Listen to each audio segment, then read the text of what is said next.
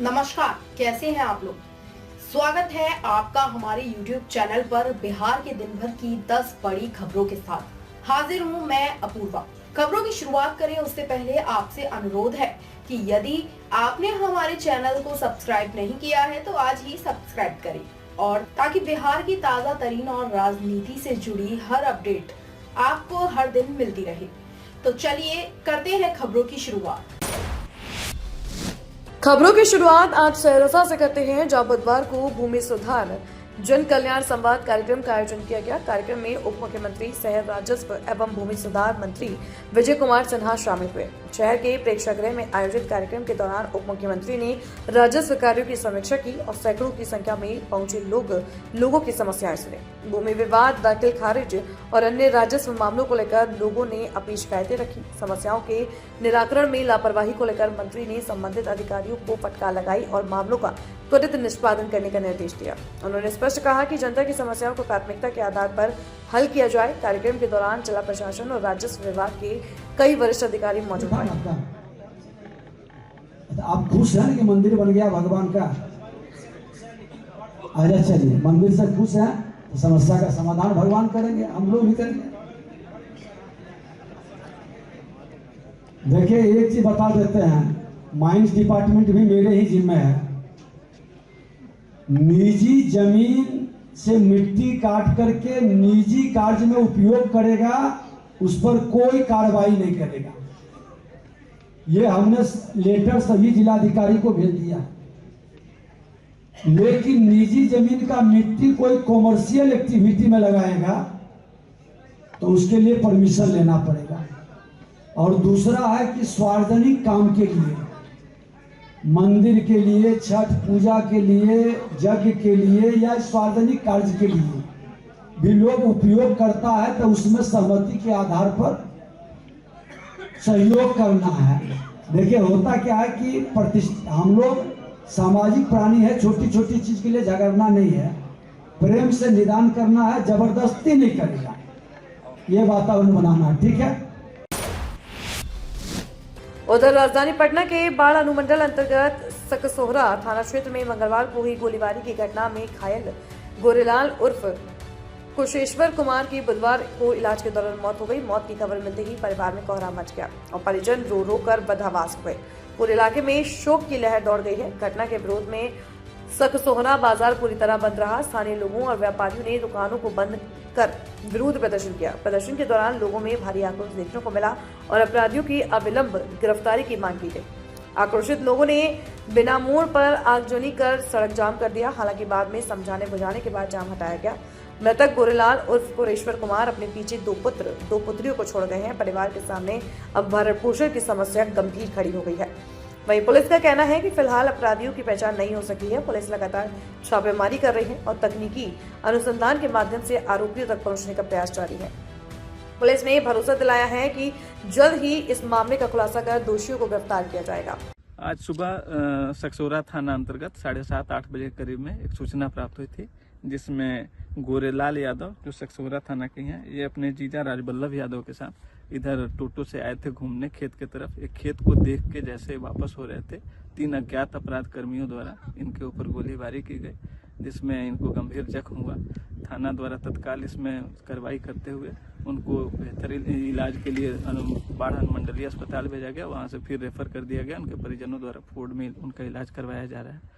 इस क्रम में अनुसंधान के क्रम में थाना प्रभारी के द्वारा FSL टीम को बुलाया गया था और घटनास्थल से 3 खोखा और 1 जिंदा कारतूस बरामद किया गया है और FSL टीम यहाँ से ब्लड सैंपल आदि चीज़ें कलेक्ट की हैं।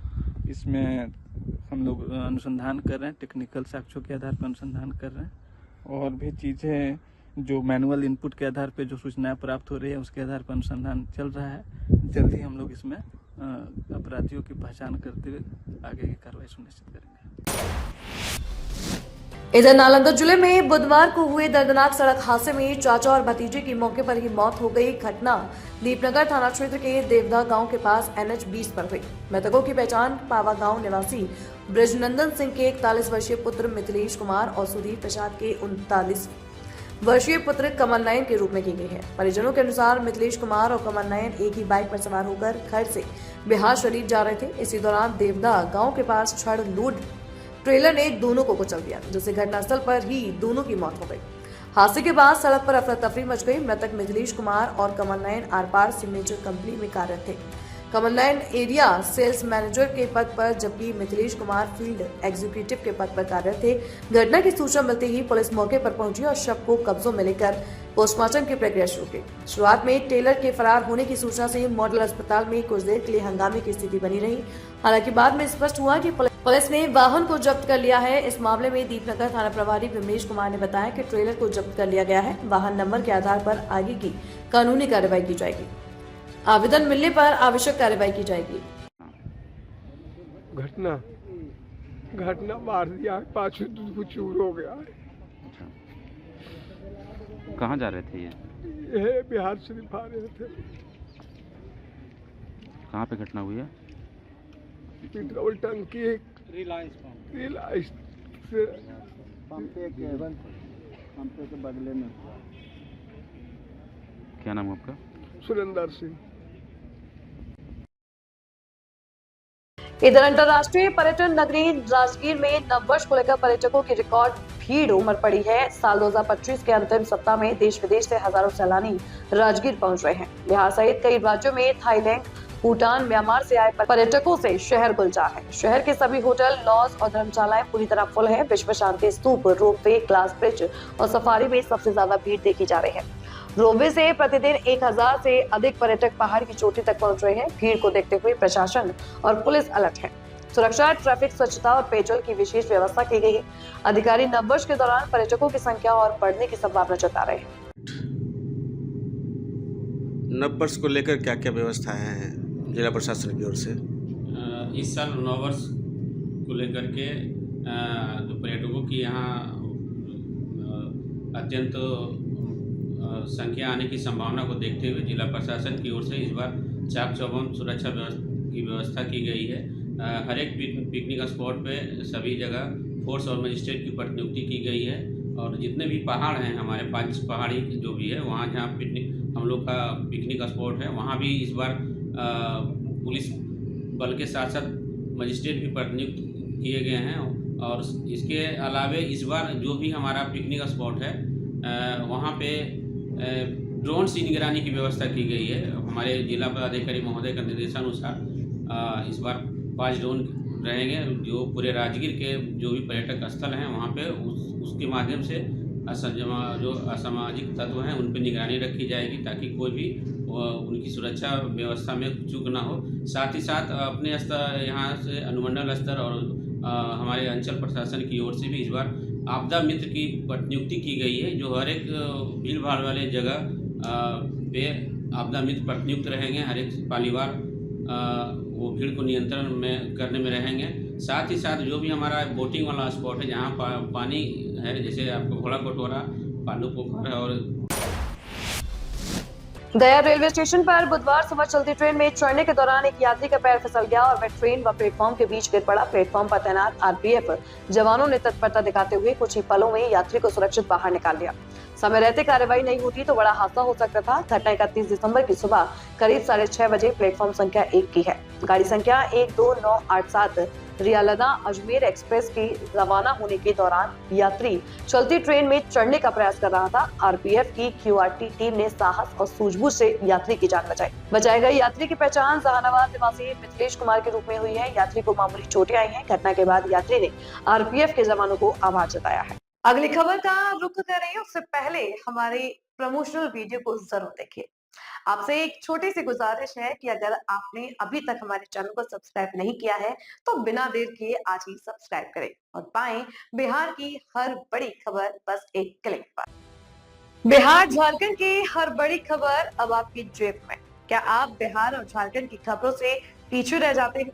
इंडिया न्यूज वायरल के साथ जुड़े और पाए सबसे तेज अपडेट्स, चाहे वो राजनीति हो, वायरल वीडियो हो या आपके शहर की ताजा घटना। सब्सक्राइब क्यों करें?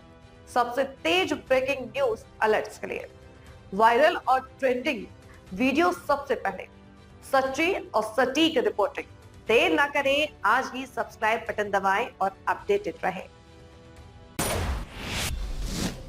ब्रेक के बाद एक बार फिर से आपका स्वागत है। अगली खबर भी गया से है, जहां जुले की कड़ाके की ठंड जानलेवा बनती जा रही है। वजीरगंज थाना क्षेत्र के फतेहपुर प्रखंड अंतर्गत कुरकीहार गांव के महादलित टोला में बोरसी तापने के दौरान दम घुटने से एक ही परिवार के 3 लोगों की मौत हो गई। मृतकों में 60 वर्षीय मीना देवी, 5 वर्षीय सुजीत कुमार और 6 वर्षीय अंशी कुमारी शामिल हैं। सुबह परिजनों ने सभी को मृत पाया, जिसके बाद इलाके में कोहराम मच गया। घटना ने एक बार फिर शीतलहर के दौरान गरीब तबके की सुरक्षा व्यवस्था पर सवाल खड़े कर दिए हैं। बताइए कैसे कैसे घटना हुई? आपका नाम क्या हुआ? मेरा नाम मिथिलेश शर्मा जी हुआ, पूर्व पंचायत समिति प्रतिनिधि पंचायत कुरकीहार। और कैसे घटना हुई है? ये हमको करीबन पौन घंटा पहले 8 बजे के लगभग हमको कोई कॉल किया इधर कि नेताजी ऐसा ऐसा घटना घटा है। तो हमने ब्रेकिंग न्यूज में अपना डाल दिया लोग, आप लोग के माध्यम से आपसे फिर संपर्क हुआ। औरंगाबाद जिले में धान की बम्पर पैदावार के बावजूद धान अधिप्राप्ति की कम लक्ष्य किसानों के लिए परेशानी का कारण बन गया है। इस वर्ष जिले में करीब 11,60,000 मीट्रिक टन धान उत्पादन का अनुमान है, लेकिन अधिप्राप्ति लक्ष्य मात्र 1,70,000 मीट्रिक टन रखा गया। इससे किसान न्यूनतम समर्थन मूल्य से वंचित हो रहे हैं और पैक्स समितियां भी सभी किसानों का धान नहीं खरीद पा रहे हैं। कोऑपरेटिव अध्यक्ष संतोष कुमार सिंह ने इसे किसानों के साथ अन्याय बताते हुए अधिप्राप्ति लक्ष्य बढ़ाकर कम से कम 3 लाख मीट्रिक टन करने की मांग की है। उन्होंने कहा कि खुले बाजार में धान के दाम गिरने से किसान बिचौलियों के पास धान बेचने को मजबूर हैं। वहीं चावल रिकवरी को लेकर भी समस्याएं बनी हुई हैं, जहां 78% की जगह औसतन 60 से 62% ही चावल निकल पा रहा है। अब तक जिले में कुल लक्ष्य का सिर्फ 28% धान ही खरीद हो सकी है। कोऑपरेटिव अध्यक्ष ने बताया कि जिलाधिकारी से बातचीत में लक्ष्य बढ़ाने का आश्वासन मिला है। हालांकि जिला सहकारिता पदाधिकारी ने कैमरे पर कुछ भी कहने से इनकार किया है। धान अधिप्राप्ति में जिले में इस बार मतलब सबसे अच्छा उपज हुआ और लगभग हमारा जो कृषि विभाग का आंकड़ा है उसके अनुसार भी 11,60,000 उत्पादन हुआ है। लेकिन जो जिला के हमारे सहकारिता पदाधिकारी हैं उनके द्वारा 7 लाख कुछ का रिपोर्टिंग भेजा गया और उसका खमियाजा है कि हम लोग को अभी जिला में 1,70,000 ही खरीद करने का एमटी मिला है और जो उस हिसाब से 14% जिले में पड़ता है। उपज बढ़िया होने के साथ साथ इस बार मार्केट में जो रेट है बहुत कम है। किसान 7% चाहते हैं कि हम पैक्स में धान बेचें और हम लोग के साथ समस्या है कि हम लोग 14% ज़्यादा खरीद नहीं सकते हैं। उसके साथ साथ हमारे मिलर भी हम लोग के साथ परेशान कर रहे हैं कि उन लोग को 68% चावल देना है। जो जिला में हमारा उत्पादन हुआ है उसमें से 60, 62, 61, 63% से मतलब 62% के एवरेज हम लोग का चावल ठहर रहा है। उसके चलते हम लोग कहीं न कहीं उसका भी हम लोग को खमेजा भुगतना पड़ेगा किसान से या फिर मिलर से समझौता करना पड़ रहा है। उसके चलते परेशानी हो रहा है। तो अभी तत्काल सबसे बड़ा समस्या हम लोग का है कि जिला में 3 लाख कम से कम हम लोग को लक्ष्य होना चाहिए, जिसके लिए जिला पदाधिकारी महोदय से हम बात किए हैं। आज वो बोले हैं कि हम विभाग से बात करके पत्र दे के बढ़वाते हैं। साथ ही हम जिले के जो भी हमारे सम्मानित प्रतिनिधिगण हैं, माननीय विधायक, माननीय सांसदगण जो भी हमारे हैं, सबको आज हम पत्र लिखे हैं और सबसे हम यह गुहार लगाते हैं। इधर वैशाली जिले के हाजीपुर सदर अस्पताल परिसर में एक नाबालिग लड़के को चोर बताकर सुरक्षा गार्ड, सुरक्षा स्वास्थ्य कर्मियों और भीड़ ने जमकर पिटाई कर दी। आरोप है कि नाबालिग को बाइक चोरी के शक में दौड़ा कर लाठी, डंडे, लात और घूंसों से पीटा गया। घटना का वीडियो सोशल मीडिया पर वायरल हो रहा है, जिसमें साफ दिख रहा है कि नाबालिग अपनी जान बचाने के लिए भागता रहा, लेकिन भीड़ और अस्पताल में तैनात कर्मी लगातार उनकी पिटाई करते रहे। मौके पर मौजूद लोग वीडियो बनाते रहे, लेकिन किसी ने उसे बचाने की कोशिश नहीं की। सूचना मिलने पर हाजीपुर नगर थाना पुलिस मौके पर पहुंची और किसी तरह नाबालिग को भीड़ से बचाकर अपने साथ ले गई। पुलिस ने घायल नाबालिग का इलाज सदर अस्पताल में कराया है। हाजीपुर सदर एसडीपीओ सुबोध कुमार ने बताया कि वीडियो के आधार पर आरोपियों की पहचान की जा रही है, लेकिन आवेदन मिलने पर प्राथमिकी दर्ज कर बड़ी कार्रवाई की जाएगी। नाबालिग के लड़के की सरेआम पिटाई की जा रही है, दर्जनों लोग शामिल है, लाठी डंडे से पिटाई की जा रही है। सर क्या आरोप था, कौन लोग हैं सर ये मारपीट करने वाले? एक वीडियो अभी आया है संज्ञान में, जिसमें कि सदर अस्पताल के अंदर एक लड़के की पिटाई होने की बात आ रही है। वीडियो देखने से पता चल रहा है कि जो लड़का है उसको शायद चोर करके कुछ लोग पिटाई कर रहे हैं। तो नगर थाना के पुलिस के द्वारा तुरंत उसको रेस्क्यू किया गया है और उसको इलाज कराकर थाना पे ले जाया गया है।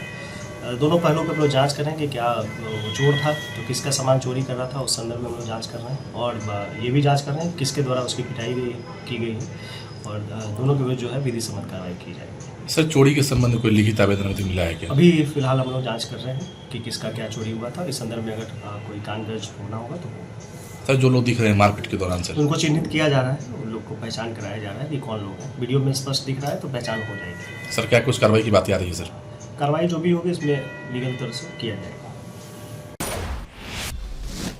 उधर समस्तीपुर जिले के उजियारपुर थाना क्षेत्र के चांदचौर मथुरापुर में शराब माफियाओं का दुस्साहस सामने आया है, जहां अवैध शराब की सूचना पर जांच करने पहुंची एलटीएफ टीम पर माफियाओं ने अचानक हमला कर दिया। हमले में पुलिस वाहन को क्षतिग्रस्त कर दिया गया, जिससे सरकारी संपत्ति को नुकसान पहुंचा है। बताया जा रहा है कि दर्जनों की संख्या में मौजूद माफियाओं ने एकजुट होकर पुलिस वाहन पर तोड़फोड़ की। सूत्रों के अनुसार यह घटना सरपंच और वार्ड सदस्यों की मौजूदगी में हुई है, जिससे प्रशासन की कार्यप्रणाली पर सवाल उठने लगे हैं। मामले को लेकर उजियारपुर थाने में अज्ञात शराब माफियाओं के खिलाफ प्राथमिकी दर्ज की गई है। पुलिस ने बताया कि आरोपियों की पहचान कर सख्त कार्रवाई की जाएगी और इलाके में पुलिस गश्त बढ़ा दी गई है। इधर सहरसा जिले के सदर थाना क्षेत्र अंतर्गत शिवपुरी ढाला के समीप पशु तस्करी का सनसनीखेज मामला सामने आया है। स्थानीय लोगों में शक के आधार पर एक ऑटो पिकअप वाहन को रोककर पुलिस को सूचना दी। आरोप है कि पिकअप वाहन में आधे दर्जन से अधिक गाय और गाय के बछड़ों को अमानवीय तरीके से ठूस कर ले जाया जा रहा था। लोगों का कहना है कि वाहन में कुल 8 बछड़े लदे थे, जिनमें से 2 बछड़े पहले से मृत पाए गए। सूचना पर सदर थाना पुलिस मौके पर पहुंची और पिकअप वाहन को जब्त कर सभी बछड़ों को अपने कब्जे में ले लिया। पुलिस ने मामले की जांच शुरू कर दी है और पशु तस्करी से जुड़े नेटवर्क की कड़ियां खंगाली जा रही हैं। स्थानीय लोगों ने इस मार्ग पर लगातार हो रही पशु तस्करी की घटनाओं पर नाराजगी जताते हुए सख्त कार्रवाई की मांग की है। क्यों रोके थे गाड़ी, क्या है मामला? हम मत्स्यगंधा स्कूल पर से आ रहा था, हमारा घर मत्स्यगंधा है, वहाँ से हम आ रहे थे अपने शिवपुरी आवास पे। रास्ते में जो मत्स्यगंधा वाली कच्ची वाली रोड है, इसमें जब हम गाड़ी का डिपर दिए तो बहुत सारी गाय को इसमें नजर आया हमको, बच्चा गाय, और एक आदमी उसमें बैठा हुआ था, सब बछड़ा है। तो डिपर दिए उसको, तो साइड किए बड़ों को, हमको शक हुआ तो देखे कि इसमें 8 से 9 गाय भरा हुआ और गाय पे गाय रखा हुआ, बहुत सारा गाय।